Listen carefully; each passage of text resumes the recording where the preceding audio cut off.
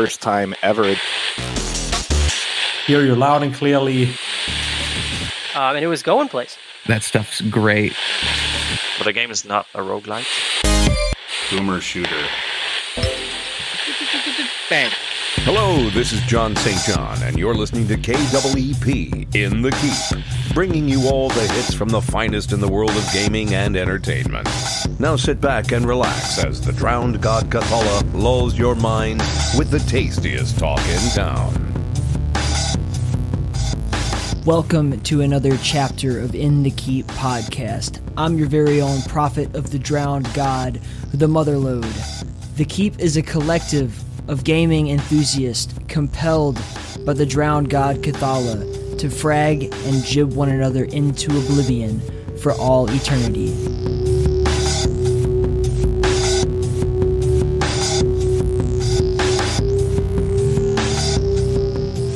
So first of all, I just want to say a big fat thank you to everyone who helped out or participated in the Pigeon Classic this year. It was a huge success.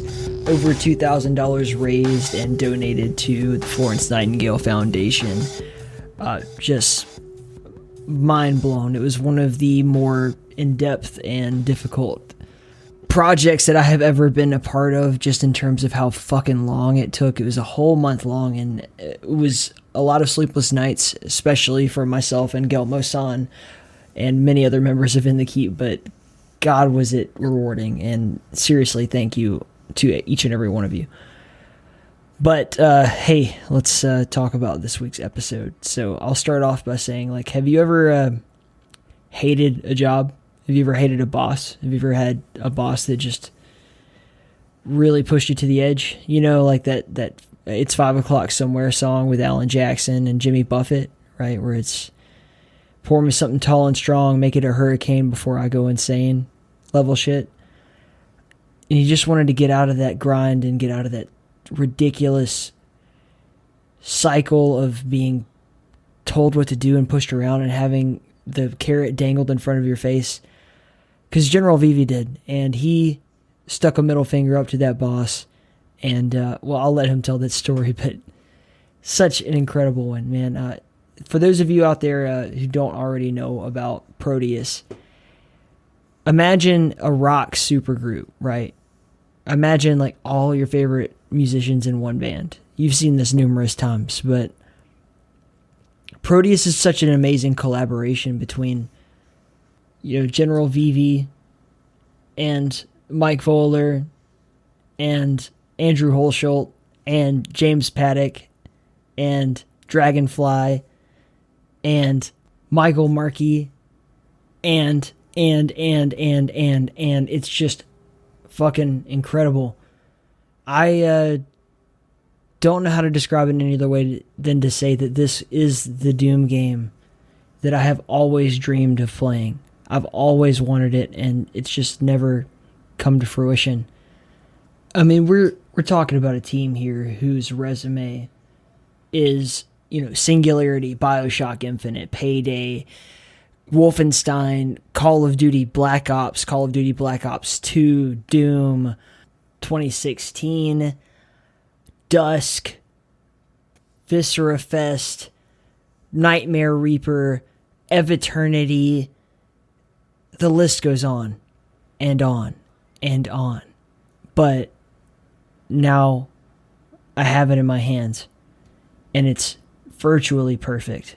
It covers all the bases of what would make, you know, take GZ Doom and just imagine it being so refined and gorgeous and customizable, a never-ending loop of convenience for mappers to just expand on the game forever into all eternity.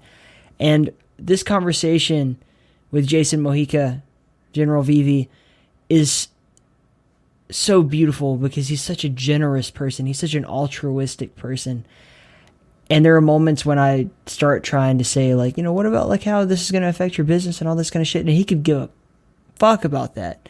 All he cares about is just making level design and game design and mapping accessible to future generations. And that is what this game accomplishes aside from just being an incredible game on its own. With an amazing soundtrack already created by Andrew Hulshult, soon to be a cool MIDI track with that MIDI guy himself, James Paddock. Beautiful level design, obviously, by the guys working on it initially, and also Dragonfly of Eternity to show up. You just can't get any more perfect in the world of boomer shooters than what Prodeus is attempting to be. And for that, I applaud them. So I'm going to play some music here from the Prodeus soundtrack. Enjoy it. And when it's done playing, you will be in the keep with Jason Mojica.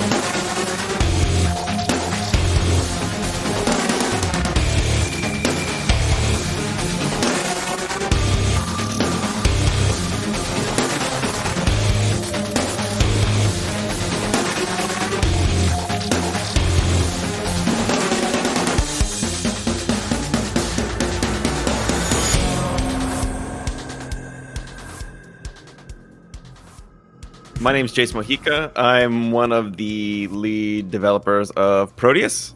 And yeah, that's me right now in this current time period, I guess. That was pretty solid. Like, I ask a lot of people exactly do that. how you want to walk up on somebody, and that's like, that's what you would say at a bar, and then the person would just immediately be like, okay, yikes, and then walk away.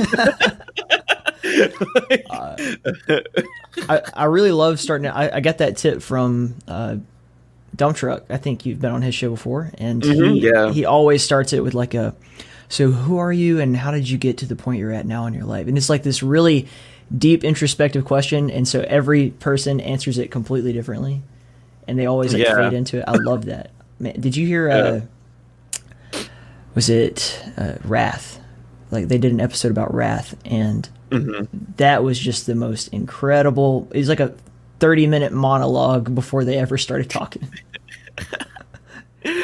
Yeah, I mean, that stuff is so good. I mean, I enjoy listening to that, but the funny thing is, like, forever ago, my buddy Mike and I, right, we run the game, right? Mike does the programming, I do the design stuff, level design, and back in the day when we were working at Raven, I was just randomly reminiscing about how I wanted, like, the reason why I wanted to get in the games industry, right? And we were all drunk, like, on the way home from the bars or something. We had like 5 people in the car, and I was like, yeah, I just remember getting a Super NES and being like, wow, this is what I want to do when I'm older.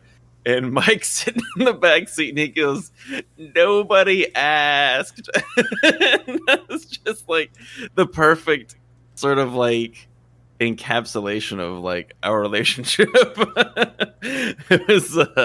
It was fantastic. So it's like one of those things, where sometimes it's better to just like, you kind of keep it in, and if somebody wants to know, that's great. But overall, it's like, when I think about how kind of cringy it can get, when you talk about where you've come from and like how you've gotten to where you are, just the sequence of events that take place and everything like that, it can get it can get pretty wild, and like it starts to feel like a roller coaster of just ramblings at some point, you know.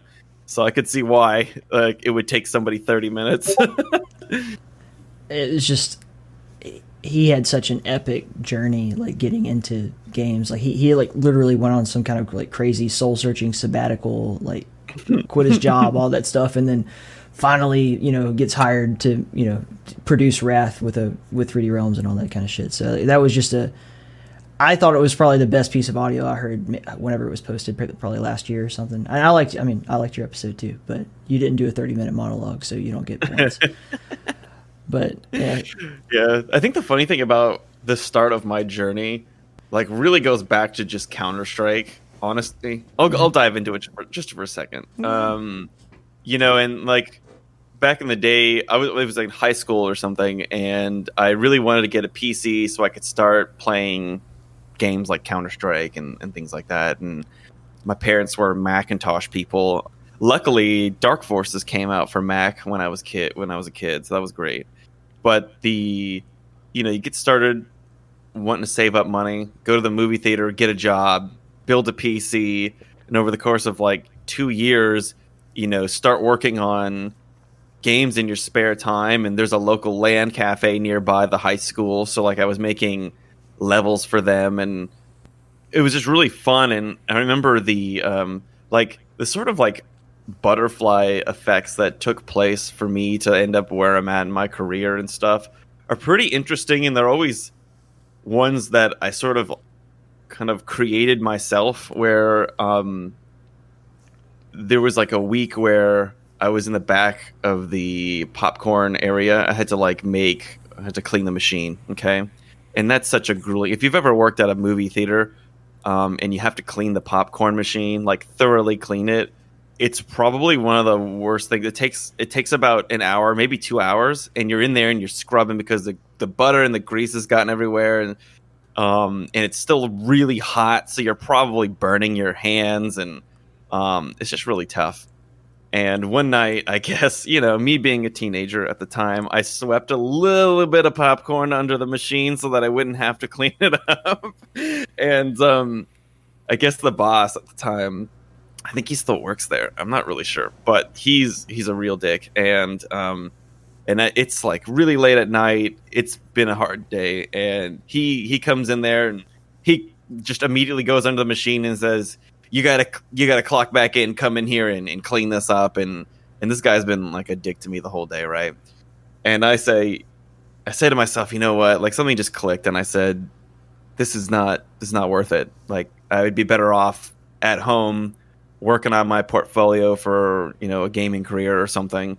And yeah, I just took off my shirt, put it on the machine, and I walked out. And as I'm walking out, it was like the most cinematic thing, right? I don't know if I mentioned this on Dump Trucks podcast, but it was like the most cinematic thing where I'm walking away in slow motion, and all my like friends at work, they're like, Jason, no, you know, they're like, you gotta come back. And like, the boss is there, and he's like, you better clock back in, and she's like the slow middle finger as the fadeaway, right? And this is like the piece de resistance where I get in my mom's minivan that I drove that day, and I peeled a donut and left. It was so fucking sick. And I'll always remember that, because like it was like that moment. It was like that moment in Breaking Bad where he like gets that score for the first time, and he's in the car and he's just like, fuck yes, you know. Like, it felt really good. And literally, just like coincidentally, Gearbox was running this forum called Mapcore, which we're doing a contest for Prodeus right now. But the forum called Mapcore used to be run by a bunch of people from Gearbox Software. And I had posted some stuff on there, and they actually reached out and asked me to apply for an internship. And that was like literally the week that I quit my job. So when I went in to get my final paycheck, you know, from the manager's office. Oh, you had to go back to get the paycheck. Sitting in there. Yeah. I totally did too. It was like $100 or something, which was a lot for me back then. Yeah. And you know, I walked into the back manager's office, right? And he's sitting there like, like you're fucking disgrace and blah blah blah, and like all my friends are like, oh man, how's it going? I'm like, dudes, I'm gonna go into the industry, I'm getting a job, like this is gonna be the sickest thing ever. And I'm showing them my portfolio and everybody's really excited.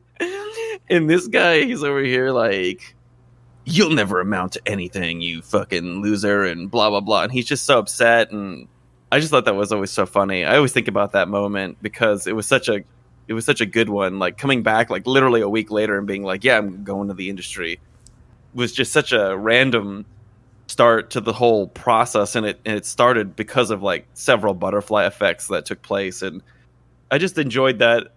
And that's like one of my favorite, like that's how I got started basically, just the grind, and then having that job to help me get a PC, and then the inevitable like demise of the whole thing was just such a fantastic poignant start to my journey. It's one of my favorites. Yeah, I really hate the whole idea of a leader or a boss or whatever trying to hold the employment over someone's head. Like that is not how you motivate people, right? If you want to be a good leader, you have to make them love you. Essentially, you want them to respect you and want to do it not for the money, not because you're an authority figure, but because they want to make you happy because they like you. That's the best way. And absolutely, yeah, like that. That's definitely what you should do. Everybody should do that. I mean, unless you're going to starve to death if you lose that job, everyone should just make it very clear, like, you do not own me. It's true. I mean, the sad part is that he kind of came in like a little late in my tenure being there. But the initial crew that we had at the movie theater, like if you find a good crew of people to work with, like it doesn't feel like work. You're going in and it's like a club of cool people that you just love to hang out with. Yeah. And for a good portion of like a year, it was like that, where everybody was just having a good time. Everybody was laughing. We would have like I don't know, like parties where we would like camp out. Like when the movie theater would close down, we would do like a camping thing where everybody would camp in the lobby with tents and stuff, and the projectionist would just throw on whatever movie we wanted. I mean, it was a good time. Like, yeah. So, anyways, video games. No, that's cool, man. I always try to remind guests, like, hey, look, all right, we're gonna sell your game, but ultimately, this show is not about Prodeus, right? It's about you, right? It's about getting to know you. It's kind of the same thing I said before. Like, I think that if people have like a personal connection with the person crafting it, we have these like big corporations that are just selling a brand to you, but like if you can make a personal connection with your audience, people will follow you forever, right? They'll remember like your story about, yeah, this guy did all this stuff and he got his first job this way, and it's such a passionate story, and that's why I want to buy every game he makes just to support him, like that kind of shit. But yeah, let's talk about Proteus. Yeah, sure, man. Yeah. So yeah, we just came out into early access on the 9th, which was really cool. Super excited about that. Just to finally take a breather, put it out there. Finally be able to get it into people's hands, not just a demo that's just like one map or something like that. So it's been really great. I know that ever since the Kickstarter, over a year ago, people have just been like, when is it coming out? And then you get that constantly up until the point where you put out some sort of demo. Honestly, the way that it ended up going was we were always just getting pummeled by people like, when's something coming out? And we were it was starting to get to me a little bit, because I was like we are pretty open with development for our game. We post stuff on Twitter all the time, like work in progress stuff. Maybe not so much anymore because a lot of it looks final now, but we'll post like the work in progress gray box of like a gun, and we like to keep everybody in the know, like this is what we're doing right now. And for those people that just never went over there from like the Steam forums or something, we were always getting so much negative feedback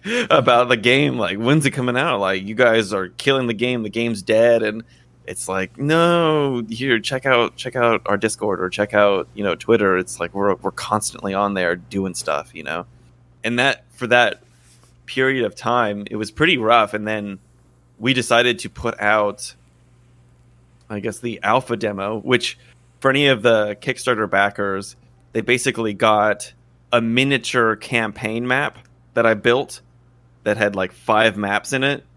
And it looks like the main campaign map is just smaller and has like just a limited amount of things. But it was a lot for them to sort of dive into. And I guess it was about an hour's worth of content that people could play and start providing feedback. And that was super valuable.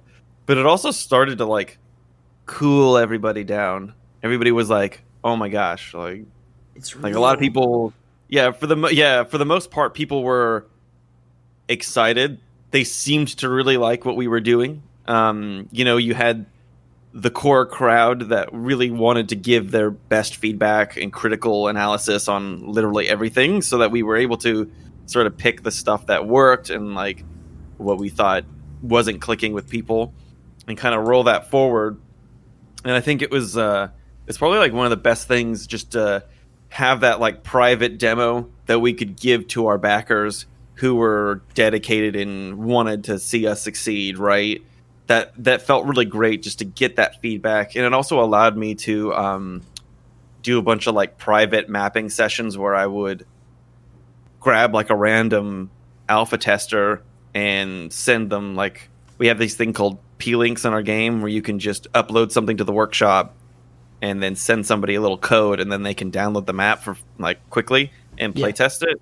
So I would just get somebody from the Discord and send them like an unreleased level and be like, "Hey, you want to jump in a call and I can watch you play test my map for a little bit and get some feedback." So I was sending people like levels left and right and getting testing done, and it was so valuable just to have that process, right? And just to see everybody's reactions to all the different levels and the content was just fantastic. It also helped us like refine the guns even more.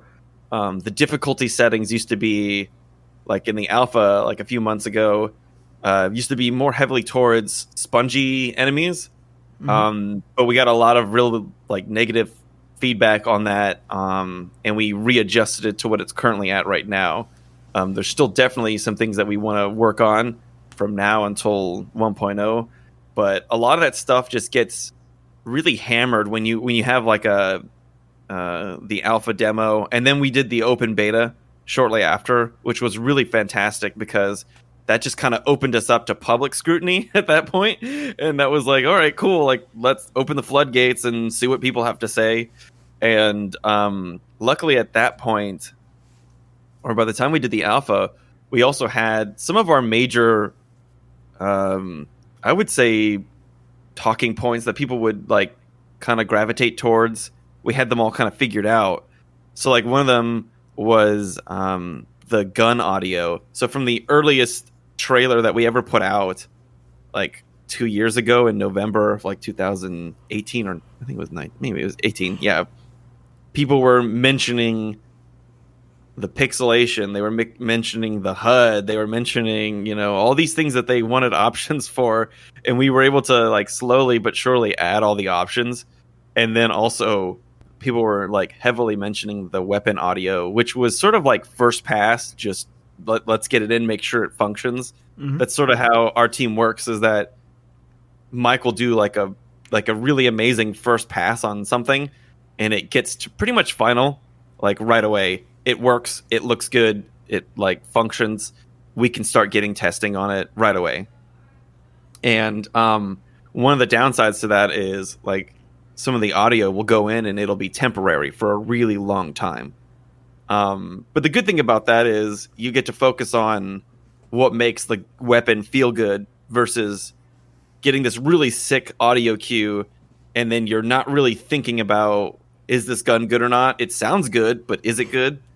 So we have all these things that are kind of building up in the community feedback, and luckily, like sort of like towards before the alpha, we were able to contact one of our Kickstarter backers, Marky Music, who's just really flipping good at what he does.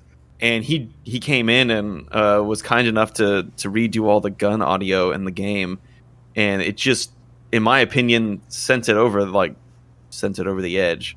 So having all of those things kind of like coalesce there at the last minute before the beta went live just felt really good, and we were getting lots of great feedback from the community.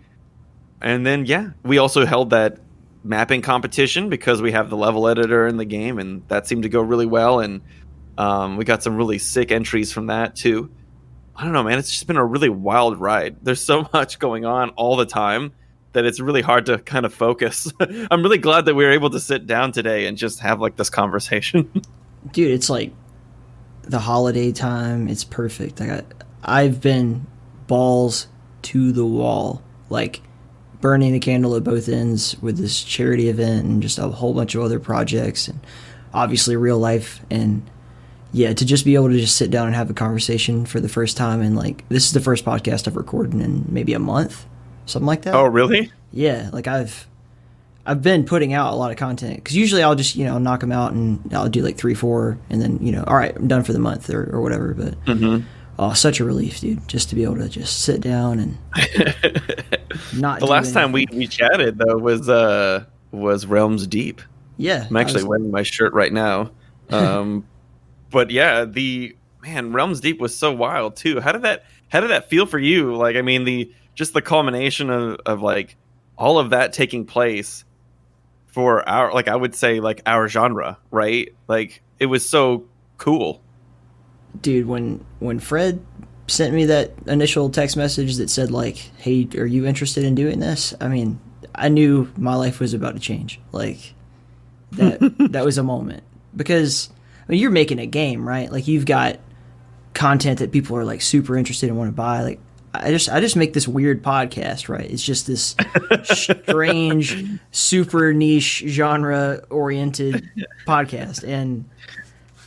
But you specialize in something, and when somebody needs you, if they need exactly that kind of specialist, who are they gonna call? I mean, not the Ghostbusters, it's me. I mean, from the looks of it, you had a lot of fun recording some videos. You went to the Running with Scissors guys, and recorded some funny videos there. I thought that stuff was cool. I mean, it really does showcase, like, in my opinion, when we were all in this like Realms Deep Discord group, right? Mm-hmm. And it really started to feel like, in a weird way, I don't want to like put us in the same group, but like it felt like, oh my gosh, this is back when Raven and Id, were making, like, we've got, back in the day when like Heretic, Hexen, and Doom and everything was being worked on, and you've got all these people coming together, working and collaborating, and we've got all these indies in the same group area that are all chatting about their games, and everybody's super hyped about each other. We're all giving each other feedback and advice and stuff like that. And it felt really good to be a part of that and to continue to be a part of that group, like, even now. It just feels really cool. And I'm just really glad that we had the opportunity to do it. And I hope that we're able to do it again next year.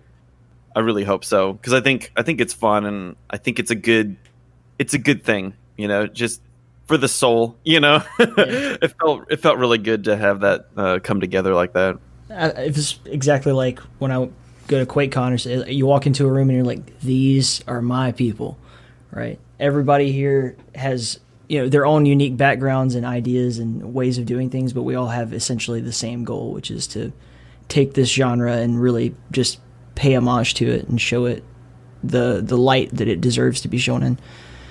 It was awesome. One of the coolest things that happened since then was that I think Mike J was on Twitter, and him and Civi were having like a back and forth, and then Civi tags me and says, "You should have finished the job." And I was just like, "Yeah, all right, that's awesome." That's great. Yeah, I mean, I don't know, man. There's just something about it. I really hope that we can continue doing that, because I think it's fun to bring everybody together. It's starting to feel like one big family, and I just like that. I just like it a lot. I think it's Like, great. the whole time, every single day of, and I mean like every single day of like the month leading up to Realms Deep, me and Jahar were in voice chat going over things, getting shit ready, and we just kept telling each other like, you know, Realms Deep 2020 is going to be dope, but Realms Deep 2021 is going to be that's going to be a whole new fucking ball game. And it's weird because I think everybody felt like that too. We were all like, yeah, I mean, because the first one, you know, it was like everybody's running, you know, running with scissors around and trying to, you know, get everything together. And I feel like now that we know like a basic framework for everything, it would definitely be something to put together another one next year, even in more capacity. You know, we've already built the network, right? Now we have contact with everybody, and people who were not involved last year will want to be involved this coming year. And I think that's the most important thing. You know, now that we've built that framework that we can continue to operate on, it'll be far easier. You know, we won't be reaching out to a million different people like, hey, they're trying to explain what it is and all that. So I'm stoked. I can't wait. Yeah, I'm definitely excited about it. So let's get back into you and your video game development. So let's back it up a bit. Let's take the time machine and park it when you initially go to work at Gearbox. What was that experience like for you?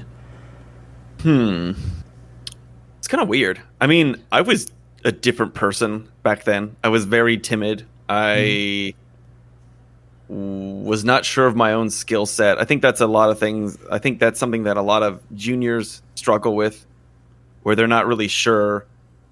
You know, obviously there's a lack of experience there, right?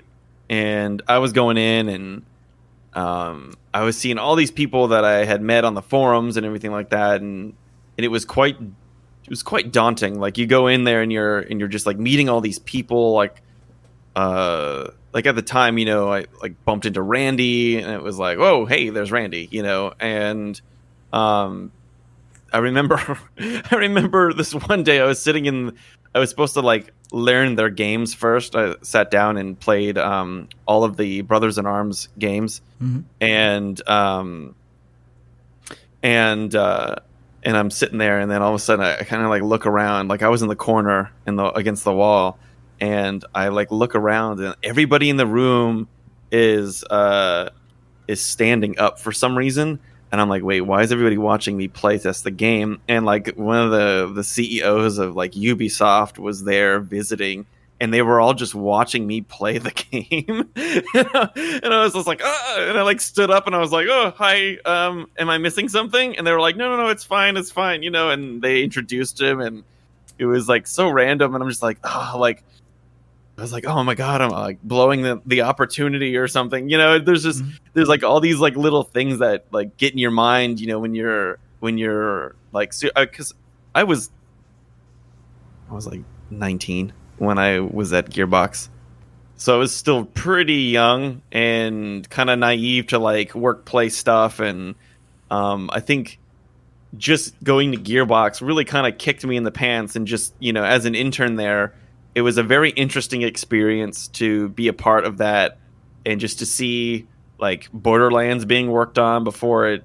looked like Borderlands, and like even Colonial Marines was being worked on, which was crazy because like they were working on that when I like the guy who was like in charge of the project got hired the same day. Like he was sitting in the next chair to me, and we were both going through orientation. And I had no idea what game they were working on, but I was like, oh, cool, this looks neat. And that was like 6 years before they put the game out.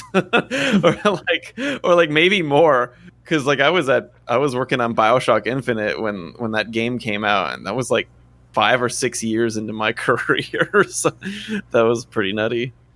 No, I mean, it was very interesting, and you know, as a youngin', I thought that was a good experience to kind of go through the hard knock school of just like really talented people that expected a lot. And I think that was really great. And that kind of led to my job at Raven Software. Same thing with the same forum, MapCore, that I kind of grew up on. Everybody there I would say around 2005 was when I joined. Pretty much everybody on the forum that was a modder for like Half-Life or Counter-Strike at the time is now like a lead in the industry somewhere, which is just really cool when you think about it. But it makes sense, right? Like the young modders coming out and, you know, growing up to be the next big things, I guess. So that's always fun. But yeah, so through MapCore, I got another job opportunity at Raven Software. And I remember my wife, who was my girlfriend at the time, we were sitting there and we were like, where's Raven Software? And we did like a quick Google search and it was like, Wisconsin. It's like, what? Wisconsin? Isn't it just cold there all the time? And because we're from Tennessee, we don't get to see snow maybe once a year. And it's like 1 inch and that's it. Dude, I'm from Mobile, Alabama. Like, I never saw snow until I moved away. Yeah. No, it's crazy, right? Just the weather opportunity and how it changes. And I got my first taste of that. Like the day that I went to Raven, unpacked all my things and got settled into my apartment with no furniture. It was like the day that my parents like dropped me off and they were like, all right, we're going now. Bye. It snowed 2 feet and it was in February. It was like late February and it snowed 2 feet. And I was just like, holy crap.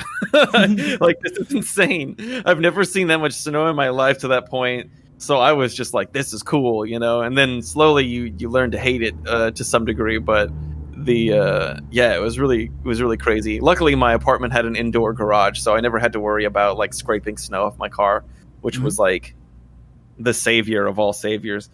But yeah, that was like back in the day, right? And getting to work at Raven was just a whole nother level. Like they were working on a prototype IP called Singularity at the time. And I think it was third person when I started, and it eventually changed to first person. But it was such a really cool project to see, and it was like sci-fi with time elements and everything like that. I just remember being really excited about all these things, and that's where I got to meet a lot of some of my favorite level designers ever in the community. Really, like, I mean, a lot of them were from Quake. Like Shrimp Scampy, met him. Socks, met him. Simon, and there was just so many cool people that worked there and had such a high degree of respect for level design. It really put things into like a different perspective for me when I started working at Raven. Just the overall history and the people who still worked there that had that history, still baked into their DNA. It was such an interesting thing to see, like just somebody with so much knowledge talk about level design and what it meant, to guide the player or, to light a scene. And that stuff really stuck with me for a really long time.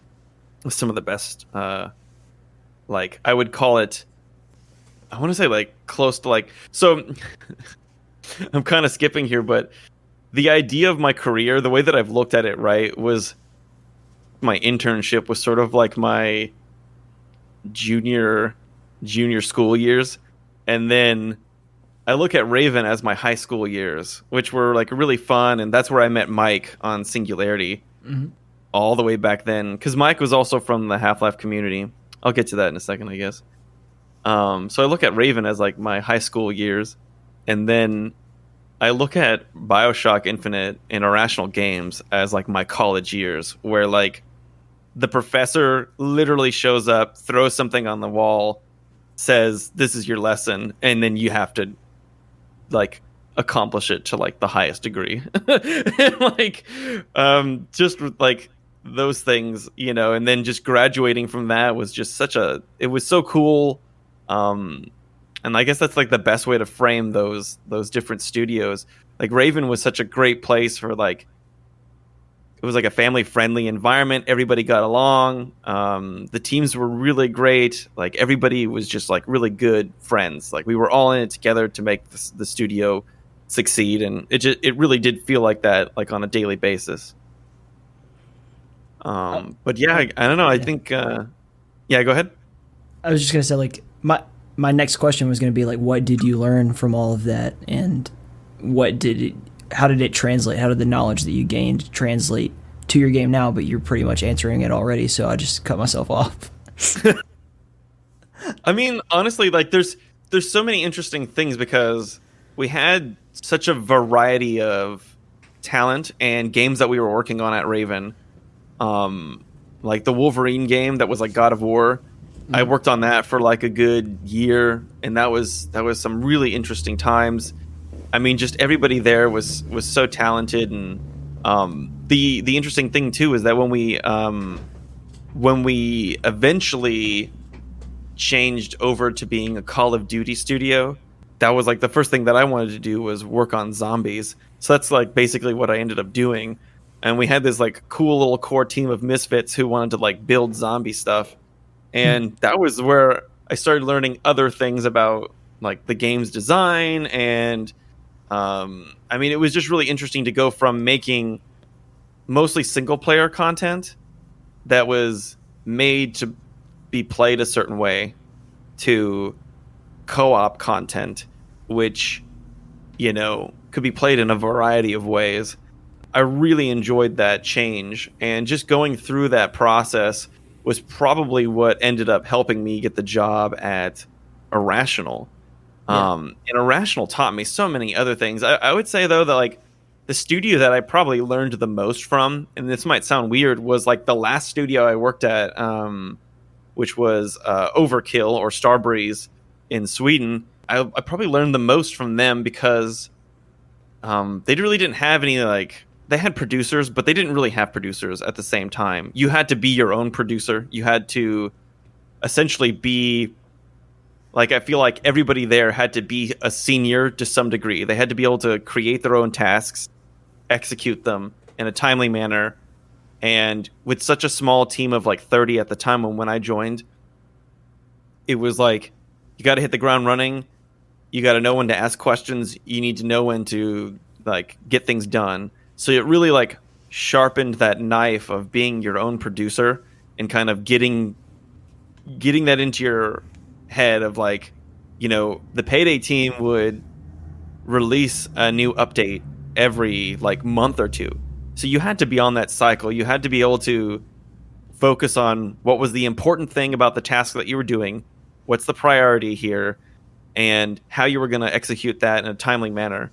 And those types of skills that just get beat into you over like just a slog of just constantly having like, okay, we're done that thing. What's the next thing? You have a month to make a level, you know? So like you would just change focus, and it was a really interesting experience. And I would say that that's probably one of my fondest, like, even though it was like one of the most difficult, it was probably like one of the things that I would say that I took away from the most, which was just being able to be your own producer without needing anybody else, and being able to like kind of chase down the things that you needed, right? So being able to take a level from start to finish and get the artists on board, like request things like animations, going to talk to the right people. It really did just it felt really good, and it made me realize that I never really wanted to go back to a much larger studio where you only did like the block out or some block out scripting. You wanted to be a part of the whole, and running around and getting things done felt really good. And it's one of the reasons why going indie and doing Prodeus made the most sense to me versus jumping back into the AAA industry. Because I wanted to retain that self-worth that like I'm going to be able to make something from start to finish that's my own. I'm going to be able to art it. I'm going to be able to do the combat, the audio design, whatever. Like, to me, that's like the pinnacle. You know, you want to get back to that point where you're enjoying the games that you're making from the day to day. And I think Starbreeze, like I thank that studio for that exact gift. Like just that hard knock school of mentality really is something that I don't think I could have gotten at like another studio at the time. So I think like in terms of like what I've been able to learn or glean from all of my different studios, I would say Starbreeze for sure was like way up there. And I think a lot of people will think that's a strange thing to say. Yeah. You're doing exactly the right thing, man. Like, you paid your dues, you got your education, and you made money while you were getting your education, which is the best way to do it. And now you're going to strike out on your own and be an entrepreneur. Like, of course, that's exactly the right thing. And so you have the skill set, you have the ability to lead a team, you have the ability to be an effective follower, and you have the ability to make everything that you need to make to produce a game for the most part, right? And of course, why would you not want to work for yourself? I can't even think of a reason not to, other than just dealing with, the business aspects. Yeah, that's like, I suppose that's like a different side of something that would be, I think over time, right? You just need to be in that position long enough to understand how that stuff works before you're like comfortable with it. I know that a lot of indies have a problem with that, where they get sucked into that side of things more, and then they end up not having time to just make stuff. Stephen Kick, his wife is the CFO of Night Dive. Like, that's yes, family team. There you go. Just, hey babe, I need to work on this game. Can you please just handle the books? And that's a beautiful thing. Shoot, I wish that was the case. Actually, that's an interesting point to bring up too. Is that I think a lot of people that are in AAA that want to go indie but are afraid to do it for various reasons, right? Like money purposes or whatever. Yeah. I mean, I don't have any kids except for my dog. I count her as a small child. She's a husky, so she's very. Oh yeah, that's a child. She can be very tantrum driven. But I mean, I count my blessings. Like, we live in a pretty cheap area. Like, we moved back home. Was like one of the things about being indie was that you didn't have to necessarily be in the same city as everybody else, right? Yeah. And I think back in 2018, when I was deciding to leave Starbreeze for finally I was like, all right, I'm done. Like, that was fun, but it's time to move on. And then I reached out to Mike. Like, of course I would reach out to Mike. And I was like, hey, Mike, what are you doing? He's like, I've got this prototype. What do you want to do? And I was like, okay, cool. Like, I'm going to join you. Let's make this happen. Basically how Prodeus went. I know that's like a really short story, but that's literally how it went.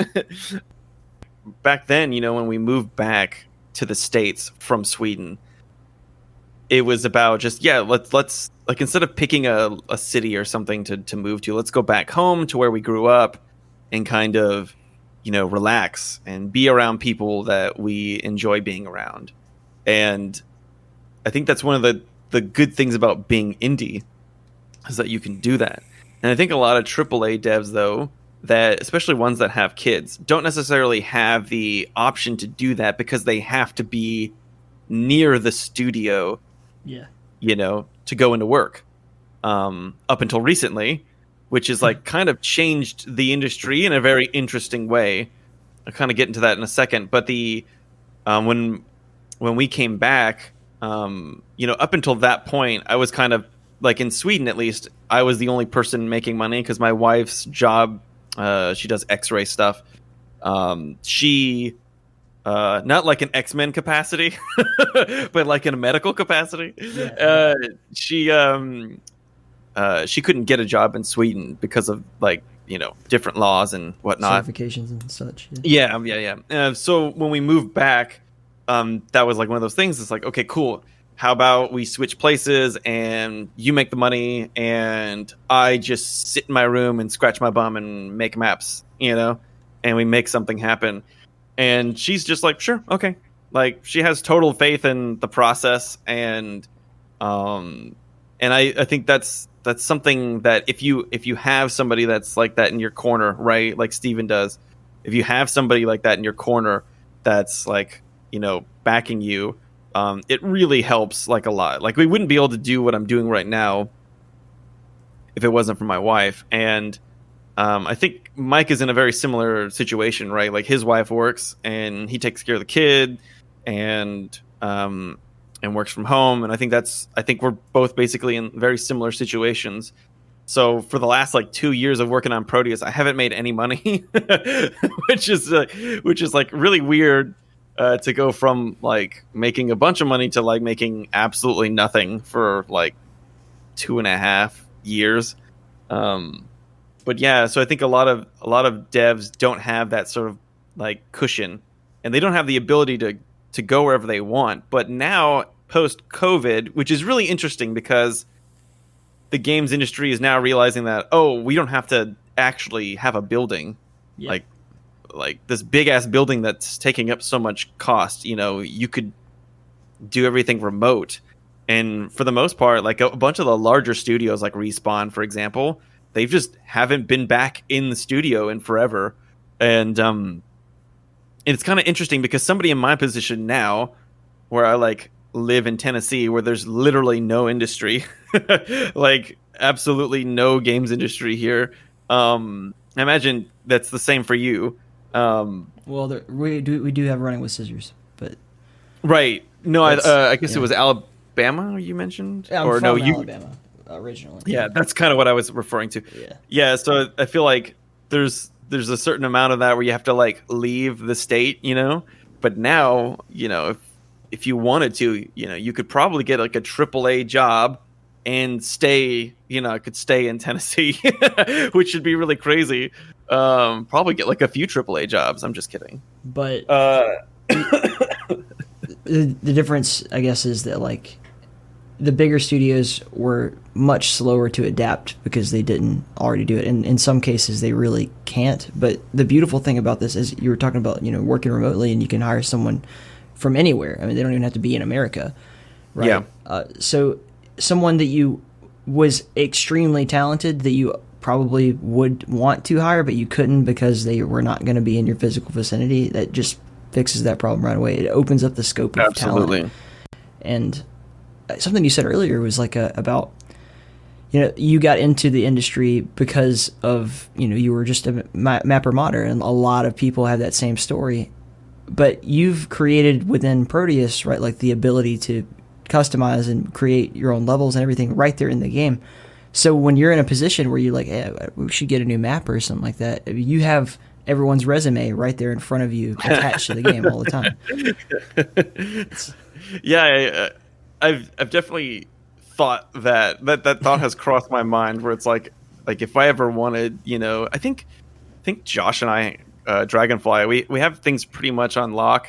But if we ever wanted to expand, like I think, so the thing that's interesting about our game and just the ability to have a workshop, right, where people can upload content or like make a level straight from the main menu, make a level, and then click publish, and it goes to the workshop, and other people can play it. Mm-hmm. It's instantaneous, and if we, and it's also like a solo workshop. So,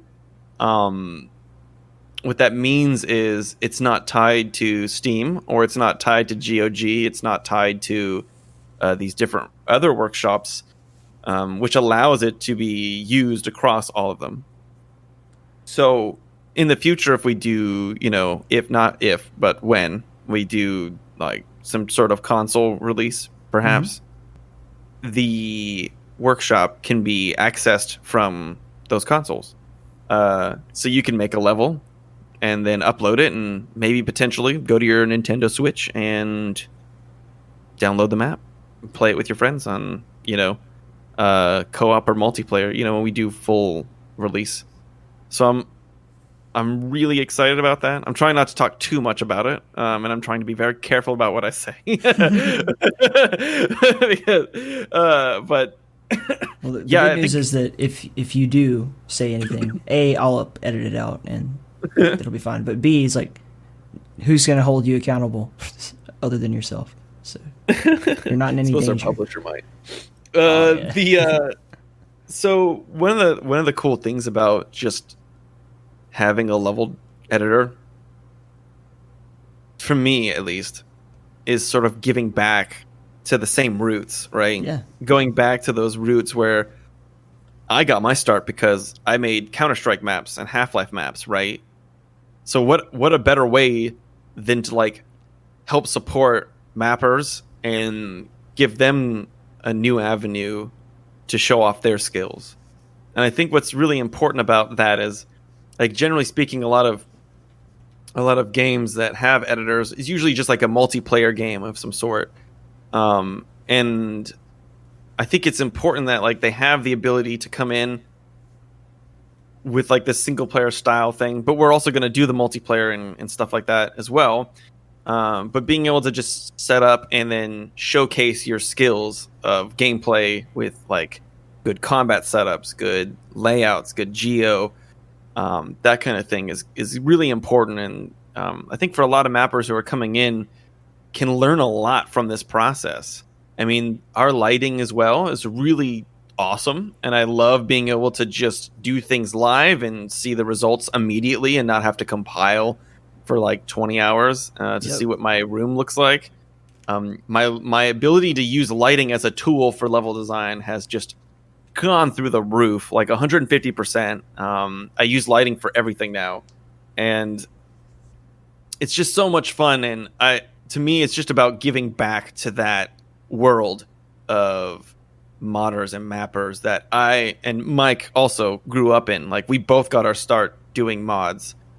He was on some Half-Life mod called Nuclear Dawn back in the day before it got like really popular, and I remember just like meeting him and being like, "Oh my god, you worked on that mod, right?" Like that's how we got our, like, that's how we met, was just me going like, "Oh shit, you worked on that? Like, sick." and like and just having that respect of like, "Oh fuck, like that's such a cool like mod."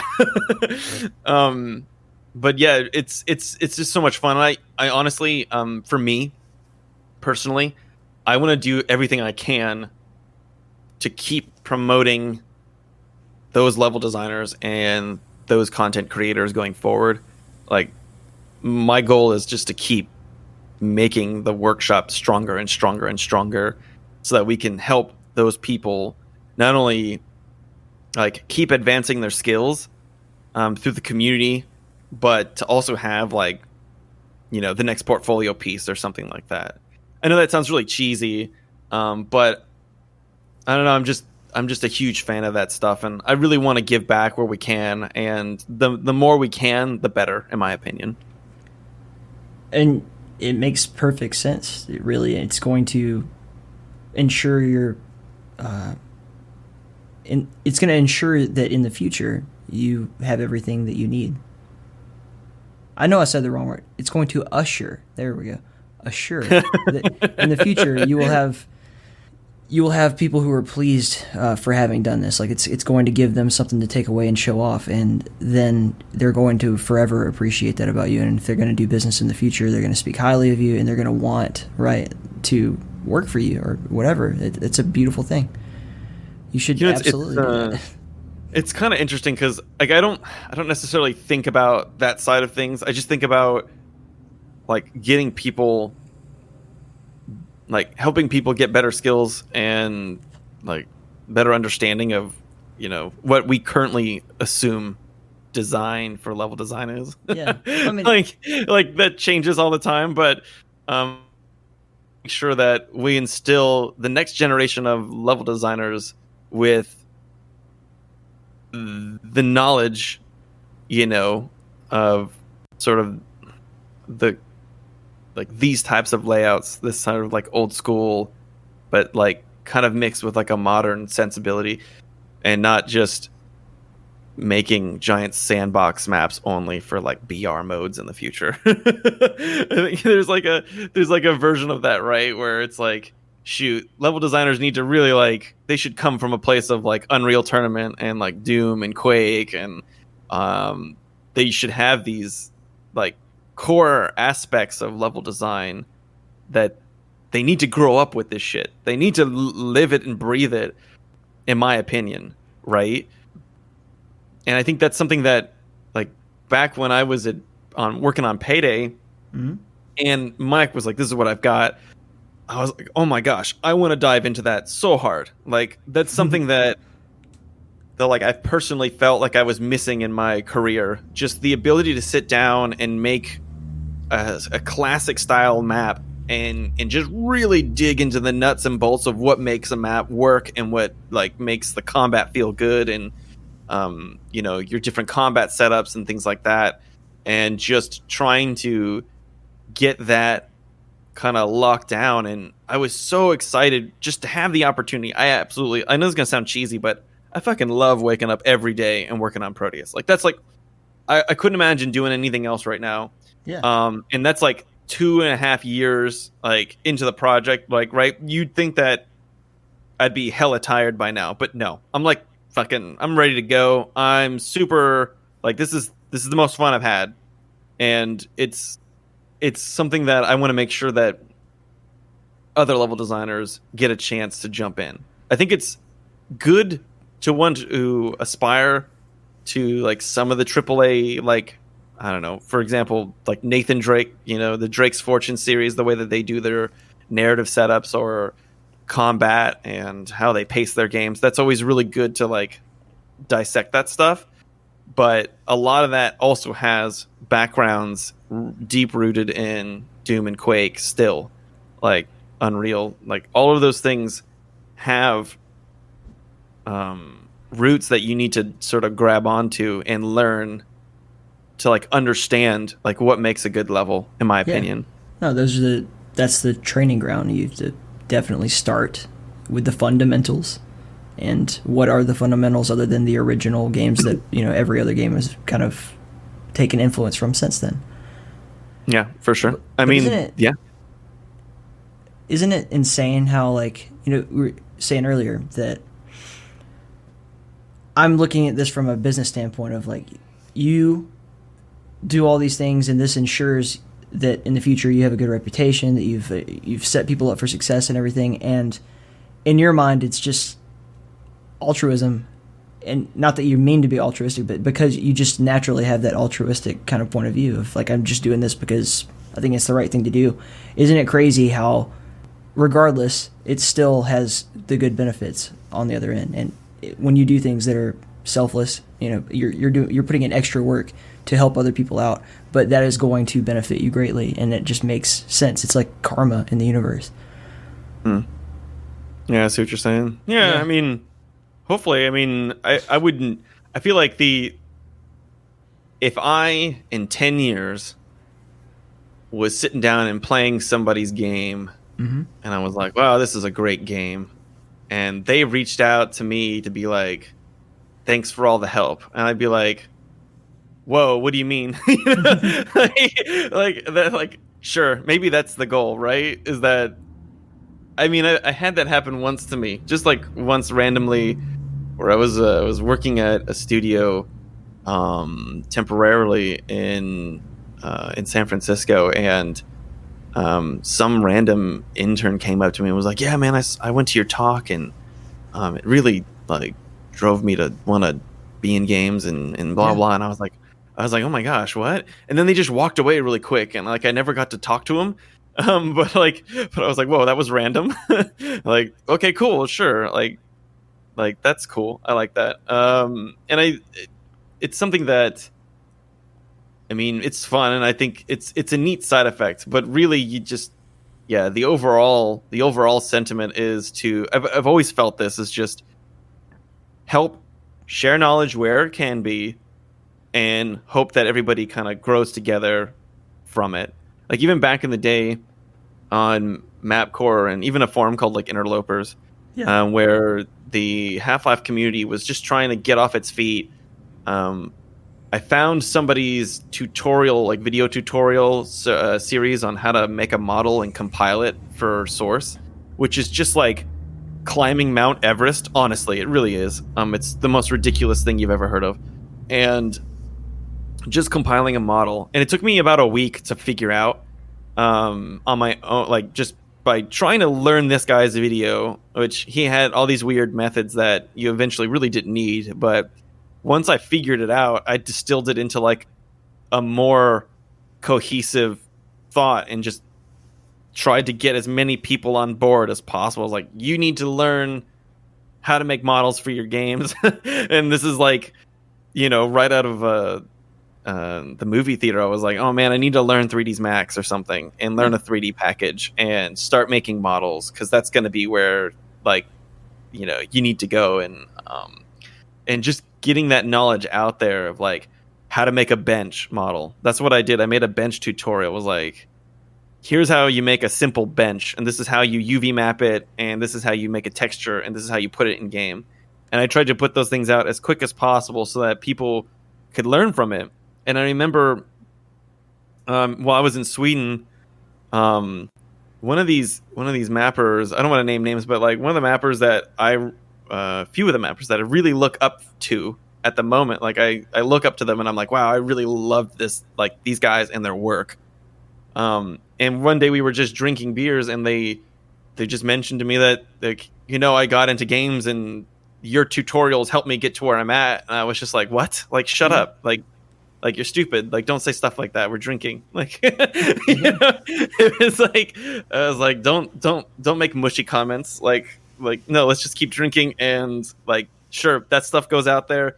It's there. But I don't want to hear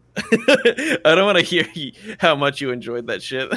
Like, no, it's good. We're all better because, like, somebody made some kind of like distillation of their thoughts on a subject, right? And you learn from it. And I think that to me is just the driving force. It's just everybody coming together, getting better together, and that's really all that matters to me. Yeah. Wow, that was like a long ramble. That's part of it, dude. That's what we do. It's easier for me. I don't even have to ask you questions. I'm trying to break that record, man. That's what I'm trying to, like, did we go over 30 minutes for a ramble yet? I feel like... Oh, hell no. No. Okay. I'm watching the timer. I'll get you. I need to try harder. We've been on for an hour now. So, like, just over an hour. And there's no way you've had a 30-minute ramble in that time period. But I'll let you know. We can always try again later. Come back and do it. Part 2, like maybe around like 1.0 release or something like that. Oh yeah, for sure. But hey, so tell me a little bit about, you guys are doing this. Is it the Pigeon Classic? Is that what this is? The Pigeon Classic. Can you tell me a little bit about that? Yeah, it'll be over by the time this airs, but I'll go ahead and pitch it for next year. So every year, the Keep, just out of tradition, we do a charity event. So this is the 3rd annual one. The first one that we did was State of Quake. It was already, they were doing a lot of tournaments for Quake champions, and we had a member of our community who was in the California wildfires that were so bad. They're always bad every year, but like it was particularly bad about 3 years ago. Yeah. And I mean, he was literally like volunteering with the fire department and all kind of stuff, and just telling us every day, how like, I don't even have time to game, dude. I'm just dealing with all of this crazy stuff. My friend's house burned down. And so we just like, hey man, we have this infrastructure here, people who are already like, I can't get up and go to California and help you, but what can we do? And we ended up just doing a small like King of the Hill style tournament and raising I think it was just like a few $100s. We just gave it all to the California wildfire charity, whatever it was, relief fund, I think. And then we named it Pigeon after a friend of ours who was named Pigeon, and it's just going to stay that way forever. It's totally off-brand. Nice. But, I like it. He was just, I don't know. And then so then we just kept going. Like, we should make this an annual thing, and we've done that one. We did a second one. We had another community member who was suffering from leukemia, and he was in Egypt. And I asked, like, can we raise money to like help your family, pay the bills or anything like that? And he's just like, I would prefer you give it to the organization that is paying my bills. So we gave it to the Egyptian Cure Fund.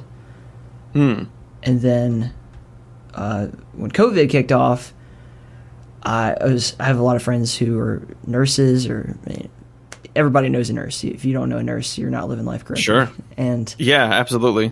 One of our buddies, Flambeau's wife, Janine, she was in the COVID ward in the Netherlands. When it's still pretty fucking bad, to be honest with you, but working 7 days a week, just killing it, taking care of people. And I reached out to her and I was like, hey, what is there any organization that you would recommend that actually does give back? Because I don't want to give to a charity that's a fucking corporate right scheme or whatever. Absolutely. Like who have you noticed that actually does help you guys out? And Florence Nightingale Foundation. So they've all been like 1-day tournaments before, but this year due to I think last year's was like a 3-day long event. But I was going to do another 3-day long event, but then we were working with Zen Sports to do a lot of these tournaments because they're like a gambling service, sports betting app, and they have like the infrastructure to put tournaments on and everything. And I was like, well, let's work with them, and we ended up doing it for a month long because we could not possibly put it all together in one weekend. So it's been great. We were over. I don't know what it will be when this is over, but we've raised over $2,000 at this point. So small potatoes. That's awesome. Oh, it's amazing. Yeah, honestly, it's we'll have to sick. join in next year. Oh yeah, I keep coming up with new ideas. Like, how can we leverage this hobby of gaming and turn it into something that gives back? And it's always, we just did a tournament the first time because that's all we knew how to do. But I'm thinking like we could have mapping with generalvivi or some anything like. Hashtag blush. Okay. I mean, but especially by that point, man, like you're already a name that people recognize. But anything like that, it doesn't matter. Like, there's a million ways that I can figure out how to turn what would otherwise just be mundane, stuff that people were going to watch anyway, and just like, hey, consider donating this month to the charity and do good while we're just otherwise shooting the shit, that kind of stuff. Yeah, sure, absolutely. No, it sounds like an awesome cause. Honestly, it's good to hear like the backstory there too. Honestly, no, it's a good cause. And I hope that those honestly those fires have been going pretty crazy over the last few years. People need to stop like exploding pumpkins to show what birth what gender their kid is. Yeah. my sister did one of those gender reveal parties like last year, but they just had like a little party popper that they popped, and then that was it. And even that was like catastrophic to the environment because all the confetti went everywhere. It was like, all right, I guess we got to go clean all this up now. Great.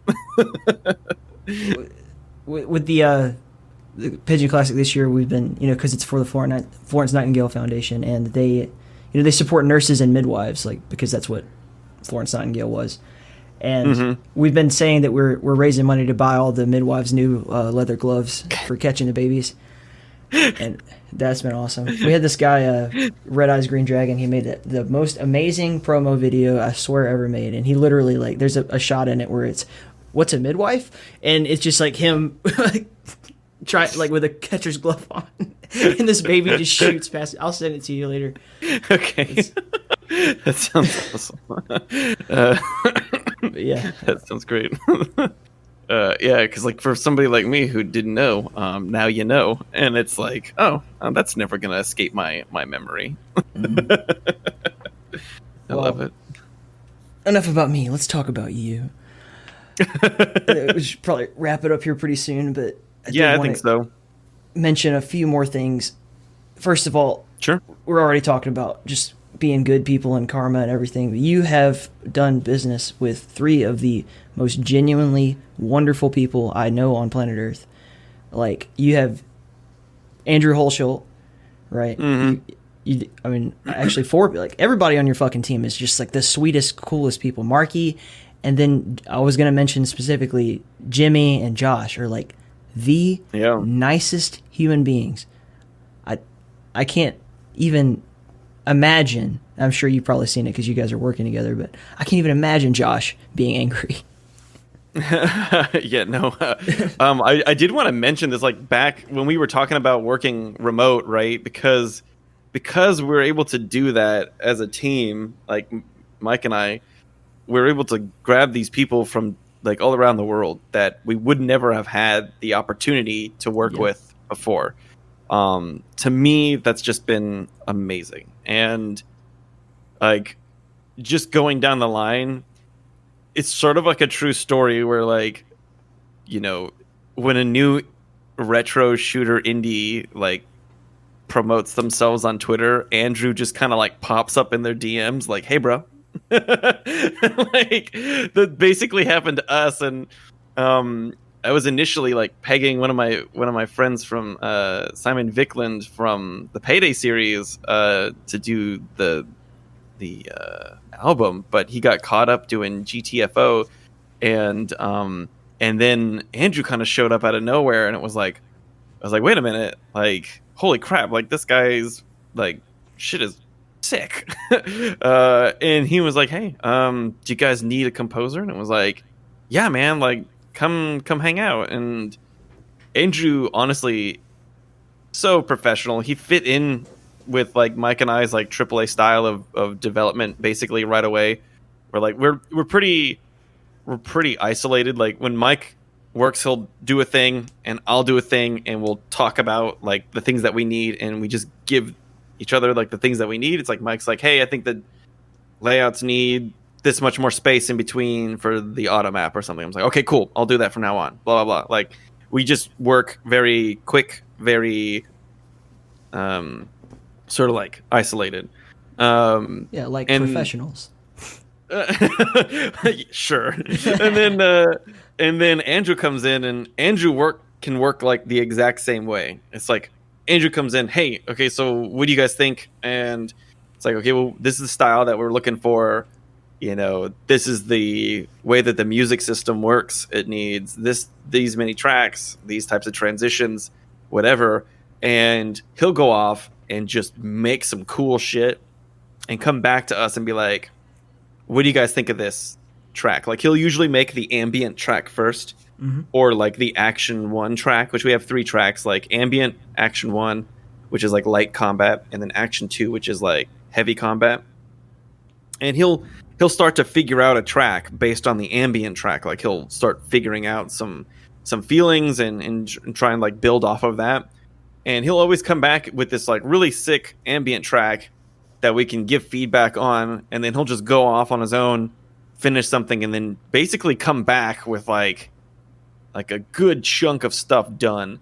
And it just like the way that he was able to work with us was just so fantastic, and just it fit right in and was such a good choice. And not only that, but then like later on, right, he ended up doing the DLC for Doom, which was even more helpful, you know, just in terms of like, oh shit, like, I don't know, it's side note, but it's really funny when I'm watching streams. Like I was watching one of these, like a big streamer the other day, and then while they were playing, they were like, man, this music slaps. It's almost better than the Doom DLC.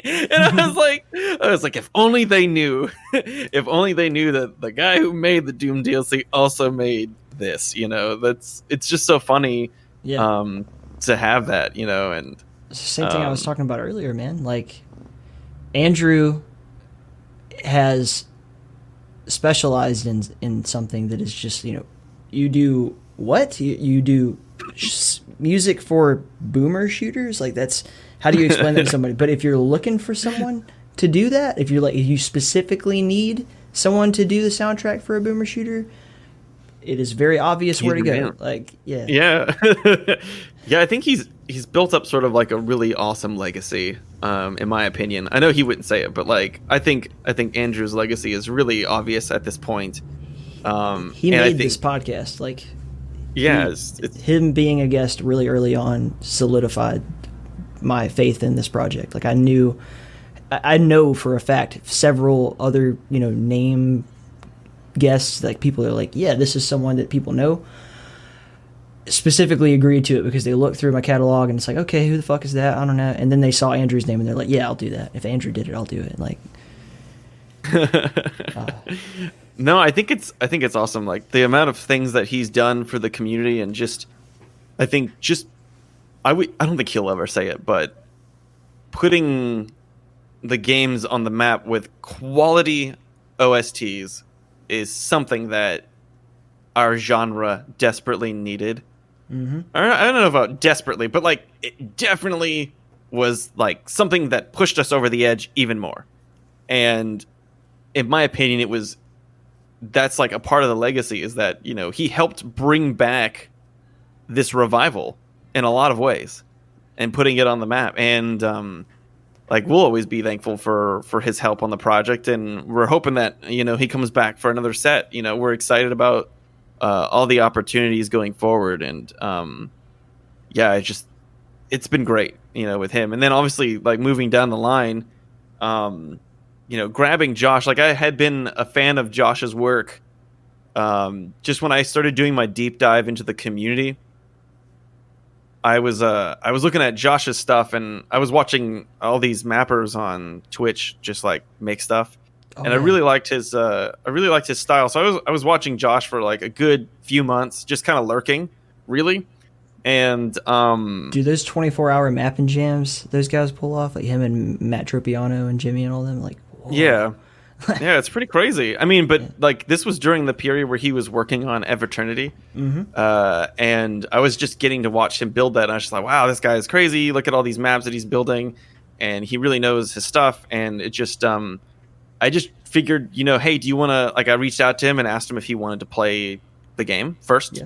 I was like, hey, do you want to try it out and just like see what you think? And I don't know if the level editor was in there at the time. But yeah, he had a go, and he was like, yo, like, let me make maps. Like, immediately he was like let me make some stuff. Like, let's do this. And I was like, yeah, okay, sure. Let's fucking do it. Like, I like your stuff, and I enjoy watching you work. So I thought it was a good fit. And him coming on board, I think he came on board like about a month after Eternity finished. Yeah, and he started. Yeah, I had him on the show like right during that time frame, like right after he started working with you guys, and that story checks out. Yeah. Yeah, I wanted him on for Eternity. I was like, I'm gonna fucking interview this guy, and I didn't even realize that he was working on Prodeus. Like, it hadn't been announced or whatever. It's still pretty cool to see how many people recognize him from that. You know, it's always like fun to see that. And like, when people join in and they're like, wow, like, some of these levels are really great, they remind me of Eternity, you know, it's like, oh, cool. Like, yeah, sure. Why wouldn't they? Like, of course they do. You know, and so just getting him on board was really cool. And, you know, he started working on it and getting used to like a more 3D editor and like what that translates to. And, it took us a little bit of time, but we finally got into this groove where things were working really well. And, just, you know, having him on board has been great. And then side effect of that too is that like, I was kind of eyeing Jimmy for a while as well. Not in a creepy way, but like but like look at that gorgeous hair on that man's head. Like, how could you not be in love with him? Yeah. For a long time, because when I did my deep dive, a part of it was looking at the Adventures of Square and just being like, wow, this is fucking dope. I need to follow this person. Like, this person gets it. They're awesome. And just, I started following like his team members and stuff, and just trying to like get glimpses of like, you know, their level design and everything like that. And then I learned that Jimmy did MIDI music as well, and it was just like, oh my god, like, I need to figure out some way to reach out and just get this person, you know, he didn't just like, do MIDI a little music. bit. He is that MIDI guy. He is that guy. Like, that's like what Andrew does. You know, that's Jimmy for the MIDI world. Like his stuff is so great. So then I think that feeling in the back of my head of like, oh yeah, you need to like reach out to Jimmy at some point, got magnified even more once I learned that he got like some of his tracks for Sigil. I was like, oh my god, like, that's it. I need to pull the trigger and like reach out, make sure this gets done. Because I know that at that point, I then discovered that Jimmy and Josh were like really good buddies. Yeah. And I was like, Josh, you gotta give us like an intro, like, help me out here. You know, I need to talk to Jimmy. I need to get the man on the phone. Jimmy's like hella awesome. And, you know, we basically just was like, hey, we want to get like 10 MIDI tracks from you that are in this style so that they work with the game. And what do you think? And he was like, sure, here's my price. And I was like, yep, that sounds fantastic. Let's get it done. Like, you know, all day, every day, like worth it, you know. It's always good to support somebody that you admire as well. So like just Jimmy's work in general, like I really thought it would be cool, like maybe like one day to maybe like squeak a map out of him too. Be like, hey Jimmy, if you're listening. Yeah. But no, I think it's fantastic, and we're looking to get Jimmy's tracks in sometime soon. I don't want to spoil anything, so I'll keep that under wraps. But yeah, Jimmy and Josh, what a flippin' like duo, man. And the fact that they live together now, like in the same frat house basically, is really cool. Because like if I can't reach Josh, I'll ping Jimmy like, hey, can you slap Josh? And then Josh will just pop online. It's just really funny. Right. Yeah. It's such a great team. That is just the most epic group of guys that you have working on this project, dude. And that's honestly, like, when I see a new game, right, regardless of how flashy the trailer or what it looks like or the description or any of that bullshit, when I see the people that I know that are super awesome are working on it, that's what makes me say this is going to be worth investing my time in. Like, Prodeus just immediately looked like the coolest fucking project ever, and it truly is. Now that I've played it pretty thoroughly, like I mean, we've talked about this before. We're not going to dive into it, but I was very disappointed, you know, by Eternal in many ways, and you guys made the game that I always wanted to play, and for that I have to say thank you. Like, hashtag blush. Let's I appreciate it. I mean, there's just real quick, like I also agree, like, you know, when you like those teammates get me excited to work on a project. Like, I like to surround myself with people that keep me excited, wanting to work on something, some people that I can learn from, things like that. And we just happened to just land some of the most amazing people. Real quick shout outs to Queen Jazz as well, who is an amazing programmer and has helped like take our level editor to like literally the next level. And then obviously Hitsu-san from the Warframe community came in and really helped make some sick characters for us. As well as Mike Garn, who's just sick at making weapons, did like the Arc Rail, for example. And there's quite a few others that helped out, but like, I mean, it's just been such a really awesome community that we've kind of surrounded ourselves with, and it's been a real joy to get in there and just be a part of it. And I think being indie has been such a wild ride, and I'm looking forward to, you know, working on 1.0 release at some point, you know, and getting that out there and really seeing, you know, what the game's made of, you know. Yeah. I would encourage folks to look forward to that, wishlist it, and whenever you see a release date for it, then go ahead and get ready for generalvivi and Motherload in the Keep podcast number 2, Electric Boogaloo, because you definitely have to do that. Awesome, man. Sounds good. Yeah. Do you have any last minute thoughts or plugs that you wanted to get out, or just send me some shit in the episode to put in the episode notes? Would be fine either way. Yeah, I mean, I guess if you're still listening, and you're a level designer, we've got like the MapCore community. We're doing a contest with Prodeus right now for level design. The prize pool is first place gets $1,500, second place $500, and also like a year's worth of humble choice, which is great. It's a good value.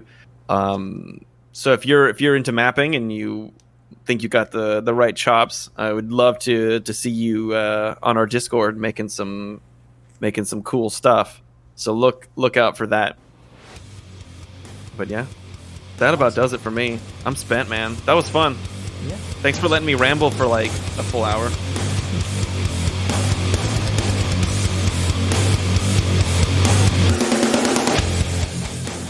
thank you to Jason for being on the podcast. It's truly an incredible experience to just really get to sit down and pick his brain for a little while. I'm sure we'll have him on again, like no problem. Thank you to Fred Shriver of 3D Realms for giving me the opportunity to be a part of Realms Deep this past year and to make all these amazing connections, including with the people from Prodeus. That was such an honor. Thank you to everybody at In the Keep for keeping this boat afloat. I could not do it without each and every one of you, and I also couldn't do it without our supporters. So Paul, Moose, Dots, Zach, Alexander, Brad, Red Eyes Green Dragon, Anthony, Robert, Jack, Brandy, Fred, Lord Revan, you are all so deeply appreciated. This boat stays on the water specifically because of you guys. I am just humbled and honored each and every day to know that the work that we do here at In the Keep is valuable enough for you guys to give your hard-earned dollars through Patreon. And also to the people who have donated in every other way. You go to inthekeep.com and go to our support tab and find other ways to do it. I'm not going to bore you with the details, but the other ways to do it is to go to our affiliate links. They're also on the website, and we have quite a few of them for you guys to check out. You can go through our Amazon link. It ain't no big deal. All you got to do is click on that link, save it to your favorites tab, and every time you're going to buy some shit through Amazon, which I know you already are, you sons of bitches, instead of giving all of your money to Jeff Bezos, some of it could go towards the Drowned God, Kathala, and supporting what we do here In the Keep, and that is greatly appreciated if you do so. You can also, if you're thinking about, maybe doing your own podcast, which I encourage you to do, it's a very rewarding experience. But for distributing your podcast, if you want it to be on Spotify, Stitcher, iTunes, all that stuff, Buzzsprout is the way to go. Reasonable prices, really, really cool business, great customer service. I love everything they do. They make it so easy. I am a tech idiot, and I'm able to produce this podcast each and every week because of Buzzsprout. Also, if you are not the kind of person who's going to go out right now in this crazy environment that we live in and hit up the grocery store to buy all your shit, you can just make it an easy, simple experience. Go to Instacart, get your groceries delivered in as little as an hour, straight to your front door. You can click on our link, save that thing, and if you sign up, it will also greatly help and please the Drowned God. So consider doing so. You can also hit up our merch tab. It will take you to numerous different things. We've got shirts, masks, cups, stickers, whatever the hell you want. We even got a Multiplayer Doom Federation logo t-shirt up there, all through Redbubble, so you can trust them. If you already use Redbubble, you know their customer service, you know who they are, and grab yourself some merch. All of the proceeds come right back to supporting the cause of In the Keep, the Drowned God. I can't stress enough how much we just deeply appreciate this community. It is December. It is the holidays. It is the Catholidays. It is the time to give, the time to give back. I want to go ahead and encourage you guys now to go ahead and jump over to Twitch and follow a guy called Bridgeburner. If you're not already a huge fan of him, which I am, I'm in his stream like almost every night, just hanging out and shooting the shit. He's one of the most gifted and prolific mappers in all of Doom history, and this New Year's he is going to be putting on a 24-hour stream of incredible variety. I'm definitely going to be a part of it. I hope that you guys are a part of it too, so consider checking that out. Also, as always, check out the US Quake and Doom community. Also check out the United States Quake World community. Incredible stuff going on over there. If you're a Quake World fan, I'm super serious, with Messiah and all those guys.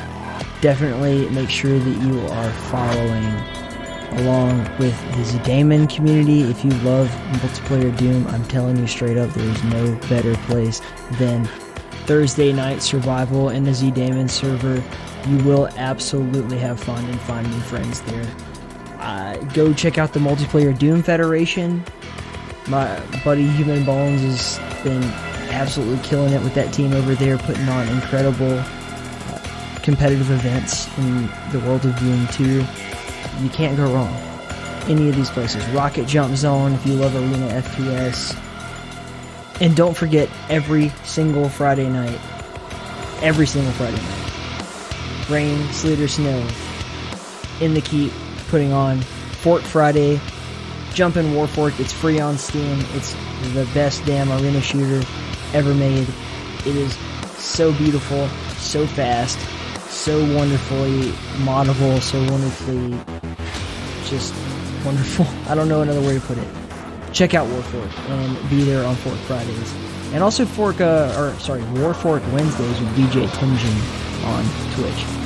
Just get those pickup games. Learn how to play something that's a little more difficult than the typical bullshit AAA online shooter.